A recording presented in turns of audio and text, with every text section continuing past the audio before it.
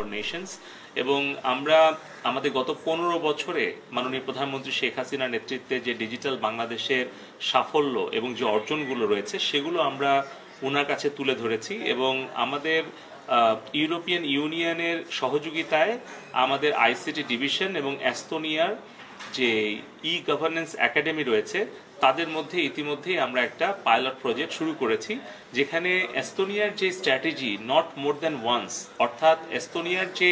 13 লক্ষ মানুষ ওদের যে 1.3 মিলিয়ন মানুষ আছে তারা কিন্তু কখনো নাগরিকদের একটা তথ্য একবার দিলে দ্বিতীয়বার আর দিতে হয় না যদি কেউ ড্রাইভিং লাইসেন্সের জন্য তার যাবতীয় তথ্য উপাত্ত দেয় তাহলে সে যখন পাসপোর্ট করতে যায় তখন তাকে আর ওই সেম ইনফরমেশন আর কখনোই দিতে হয় না তো এই সকল কিছু স্ট্র্যাটেজি কিছু আর্কিটেকচার কিছু টেকনোলজি কিছু সফটওয়্যার সলিউশন কিছু ডিজিটাল পাবলিক ইনফ্রাস্ট্রাকচার এমন কিছু তাদের ক্যাপাসিটি বা ইনফ্রাস্ট্রাকচার বা টেকনোলজি আছে যেগুলো আসলে বাংলাদেশ আমাদের স্মার্ট বাংলাদেশ বিনির্মাণে কাজে লাগাতে পারে সেটা একটাই উদ্দেশ্য সেটা হচ্ছে যে নাগরিক কেন্দ্রিক সেবাটা দেওয়া টাইম কস্ট এবং ভিজিট কমানো এবং কারাপশন ফ্রি হ্যারাসমেন্ট ফ্রি একটা স্মার্ট গভর্নমেন্ট সলিউশনটা আমরা সিটিজেনের আমরা ফিঙ্গার টিপসে পৌঁছে দিতে চাই আর সেটা করতে গিয়ে এস্তোনিয়ার যতগুলো সাফল্য এবং যতগুলো সক্ষমতা আছে সেগুলো আমরা ব্যবহার করব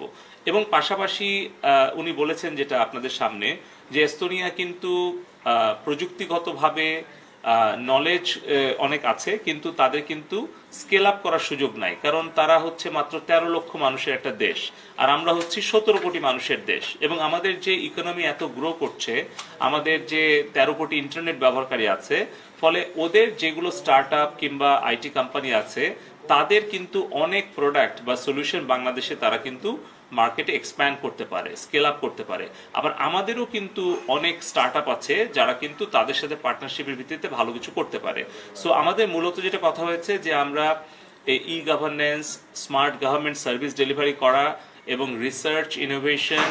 capacity building human resource development পাশাপাশি স্টার্ট আপ এক্সচেঞ্জ এবং সাইবার সিকিউরিটি নিয়ে আমরা একসাথে কাজ করব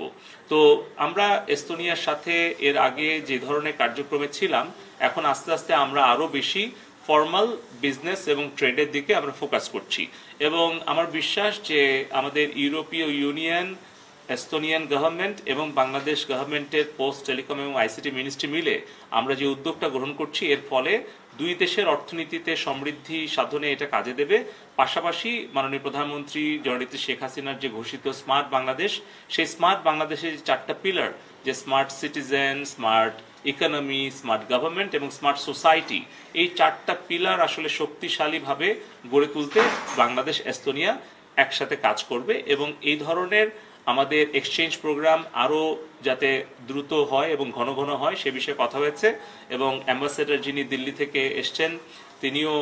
আগামীতে এই কোলাবোরেশনগুলো বাড়াবেন পাশাপাশি আমরা সিদ্ধান্ত নিয়েছি বাংলাদেশ এস্তোনিয়া আইটি কানেক্ট একটা বিজনেস পোর্টাল আমরা লঞ্চ করব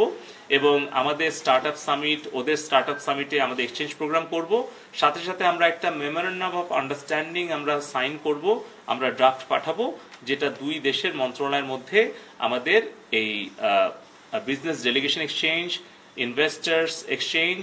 ইনভেস্টমেন্ট এক্সপোর্ট আর্নিং বাড়ানো পাশাপাশি আমাদের সাইবার সিকিউরিটি এই বিষয়গুলো নিয়ে আমরা এমওইউটা করব এই মোটামুটি আলোচনা হয়েছে আমরা দৃঢ়ভাবে আশাবাদী যে এস্তোনিয়া আমাদের পরবর্তী আমাদের একটা আইটি এক্সপোর্ট ডেস্টিনেশন হবে পাশাপাশি এস্তোনিয়ার ইনভেস্টমেন্টও বাংলাদেশে বাড়বে ফলে বাংলাদেশের আইটি এক্সপোর্ট বাড়ানো এমপ্লয়মেন্ট বাড়ানো এবং আমাদের ইনভেস্টমেন্ট অ্যাট্রাক্ট করার ক্ষেত্রে এস্তোনিয়া বাংলাদেশের এই বন্ধুত্বপূর্ণ সম্পর্ক স্মার্ট বাংলাদেশ বিনির্মাণে খুবই কার্যকর হবে ধন্যবাদ সবাইকে Thank you very much for your time. Thank you. Thank you for your time. Thank you. Thank you. See you soon. Thank you, sir. Follow up. লিফটটা এদিকে এই লিফটটা ধরে না আপনি টাকা দিয়ে